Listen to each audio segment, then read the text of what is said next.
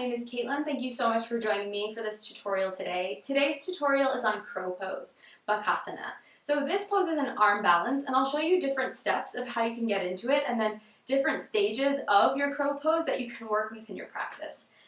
So first option is to come onto your toes. You'll bring your hands down in front of you, separating your knees.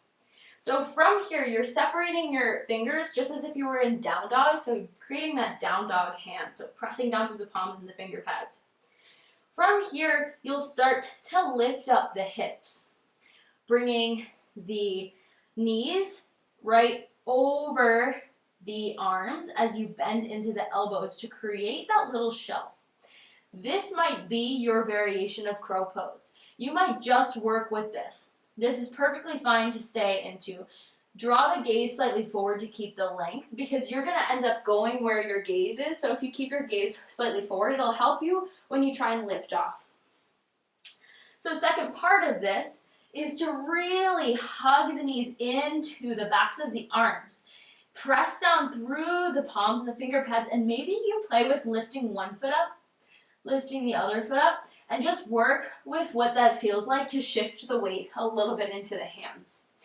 The third step in your crow pose, keeping the gaze slightly forward, is to shift forward. Press so much into the palms that you start to lean forward. As you lift one foot up then the other, you draw the big toes to touch, pressing down through the palms. Gaze slightly forward, keeping that length in the back of the neck.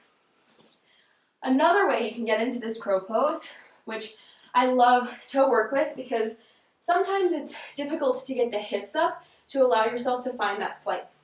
So what I like to do is take one block and come into that same pose standing on the block. So this way your hips are already starting higher up. And something you can also always do if you're a little bit afraid of falling forward, which is totally possible in this pose. I've fallen so many times.